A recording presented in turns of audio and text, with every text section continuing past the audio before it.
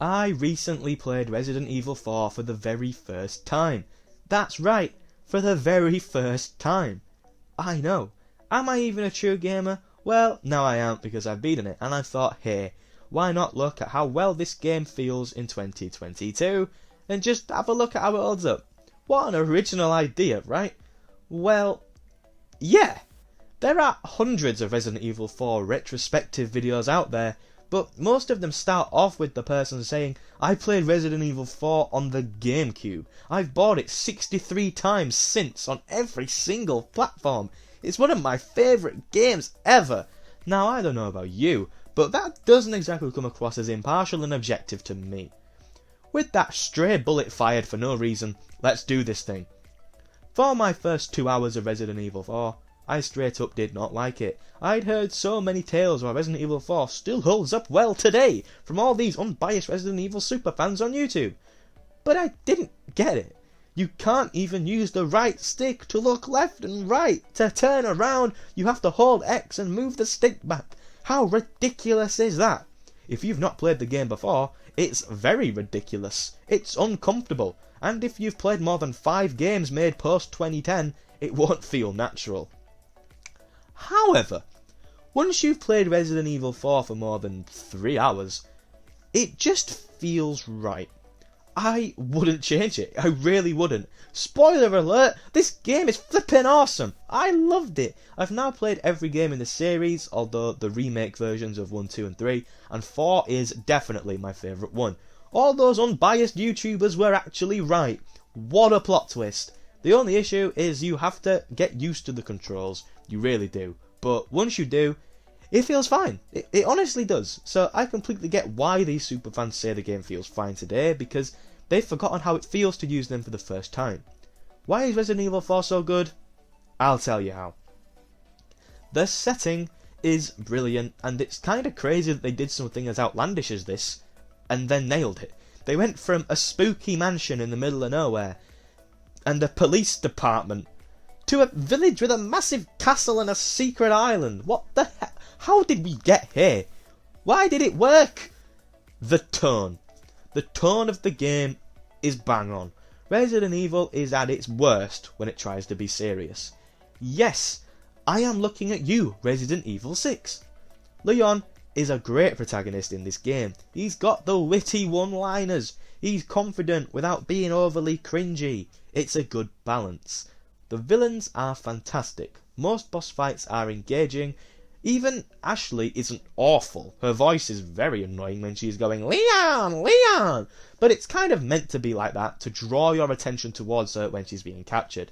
She's really not as much of a hindrance in game as I was expecting her to be. Just shoot the enemies when they approach her, and you'll be fine. I'm not going to sit here and go into crazy detail about this game and analyse every single combat encounter so I can shit out a 2-hour essay on the game. I'm just going to tell you that in 2022, it's still awesome. Obviously, the horror element has been cast to one side here. There are still scary and tense moments such as the It boss fight, but that's more uncomfortable than the outright horror that the previous games were built upon. You'll be fighting around 10 enemies at any given time in some stages, and you'll be doing it with shotguns and machine guns just an hour in. This is an action game. I actually like that you can't move and shoot at the same time. It adds a strategic element that Resident Evil 6, for example, simply doesn't have. Sorry to keep dunking on that game. It's really not that bad.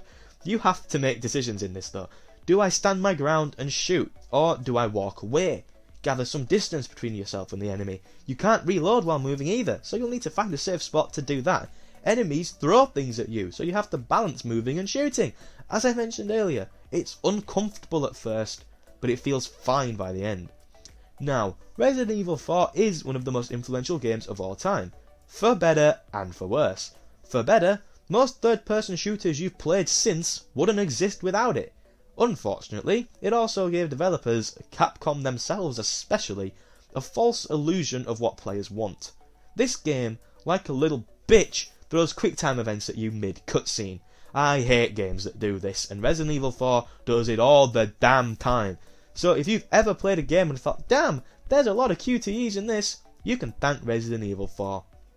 It also made Capcom think that fans wanted pure action and not horror, which is why they completely removed any essence of horror from 5 and 6.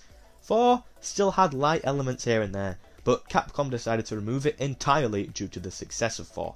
Now, 5 and 6 sold well, so from a commercial standpoint, you could argue it worked.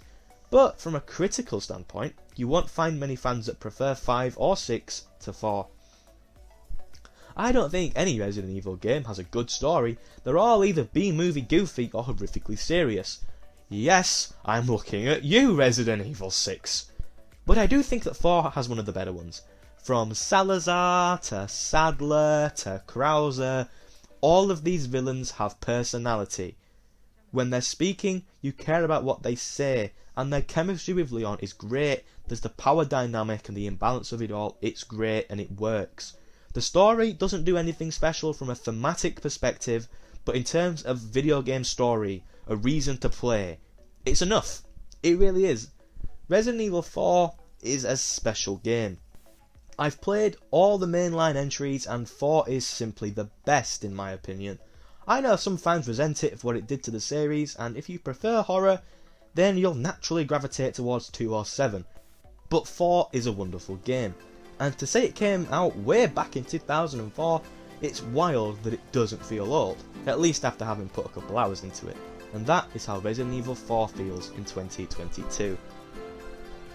Thank you for making it to the end of the video. I hope that you did enjoy it. If you did, then please make sure to leave a like, as it will be greatly appreciated by me. And if you want to see more fantastic gaming videos just like this one, then make sure to subscribe, because I'll be uploading every single Friday. Have a nice day, and goodbye.